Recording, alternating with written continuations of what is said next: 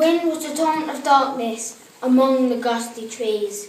The moon was a ghostly galleon tossed upon cloudy seas. The road was a ribbon of moonlight over the purple moor, and the highwayman came riding. The highwayman came riding up to the old inn door. He's a French cocked hat on his forehead, a bunch of lace at his chin, a coat of the claret velvet, and breeches of brown doeskin. They fitted with never a wrinkle. His boots were up to the thigh, and he rode with a jewelled twinkle. His pistol butts a twinkle, his rapier hilt a twinkle, under the jewelled sky. Over the cobbles he clattered and clashed in the darkened yard. He tapped with his whip on the shutters, but all was locked and barred. He whistled a tune out the window, but who should be waiting there but the landlord's black-eyed daughter, Bess, the landlord's daughter, plaiting a dark red love knot into her long black hair. And dark in the dark old inn, the stable wicket creaked, where Tim the ostler listened. His face was white and peaked. His eyes were hollows of madness, his hair like mouldy hay. But he loved the landlord's daughter, the landlord's red-lipped daughter. Dumb as a dog he listened, and he heard the robber say, "One kiss, my bunny sweetheart, I'm after a prize tonight, but I shall be back with the yellow gold before the morning light. Yet if they arrest me sharply and hurry me through the day, then look for me by moonlight, watch for me by moonlight, I'll come to thee by moonlight, though hell should bar the way." He rose upright in the stirrups, he scarce could reach her hand, but he loosened her hair either casement, his face burnt like a brand, as a black cascade of perfume came tumbling over his breast, and he kissed its waves in the moonlight, oh sweet black waves in the moonlight. Then he tugged at his rein in the moonlight and galloped away to the west.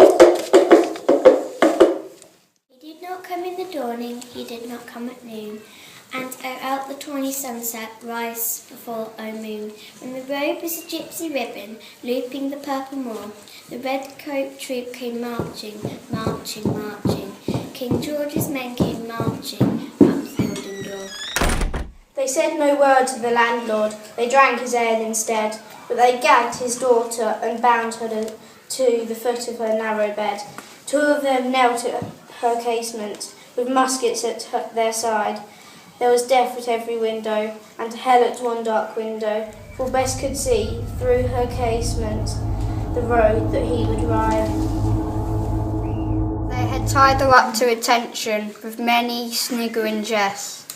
They had bound a musket beside her with a barrel beneath her breast. "Now keep good watch," and they kissed her. She heard the dead man say, "Look for me by moonlight, watch for me by moonlight, I'll come to thee by moonlight, though hell should bar the way." She twisted her hands behind her, but all the knots held good. She writhed her hands till her fingers were wet with sweat or blood. They stretched and strained in the darkness, and the hours crawled by like years, till now on the stroke of midnight, cold on the stroke of midnight, the tip of one finger touched it, the trigger at least was hers. The tip of one finger touched it, she strove no more for the rest. Up she stood to attention, with the barrel beneath her breast. She would not risk their hearing, she would not strive again, for the road lay bare in the moonlight, blank and bare in the moonlight, and the blood of her veins in the moonlight throbbed to her love's refrain. Slot, slot, slot, slot. Had they heard it, the horses ringing clear. Slot, slot, slot, slot. In the distance were they deaf that they did not hear. Down the ribbon of moonlight, over the brow of the hill, the highwaymen came riding, riding, riding. The red coats looked to their priming. She stood up straight and still. To lot in the frosty silence, to lot in the echoing night. Nearer he came and nearer, her face was like a light. Her eyes grew wide for a moment, she drew one last deep breath, then her finger moved in the moonlight, her musket shattered the moonlight, shattered her breast in the moonlight, and warned him with her death. He turned his head to the west. He did not know he stood bowed, with her head over the musket, drenched in her own red blood. Not till the dawn he heard it, his face grew grey to hear. Beth, the landlord's daughter, the landlord's black-eyed daughter, had to watch for her love in the moonlight and died in the darkness there. Back he sped like a madman, shrieking across to the sky, with the white road smoking behind him and his rapier brandished high. Blood red were his spurs, eye the golden noon. Wine red was his velvet coat when they shot him down on the highway.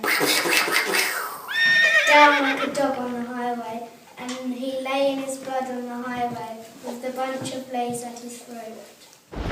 Still of a winter's night, they say, when the wind is in the trees, when the moon is a ghostly galley tossed upon cloudy seas, when the road is a ribbon of moonlight over the purple moor, a highwayman comes riding.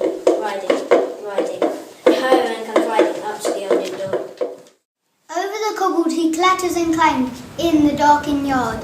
He tapped his whip on the shutters, but all was locked and barred. He whistled a tune to the window, and who should be waiting there but the landlord's black-eyed daughter, Bess, the landlord's daughter, plaiting a dark red love knot into her long black hair.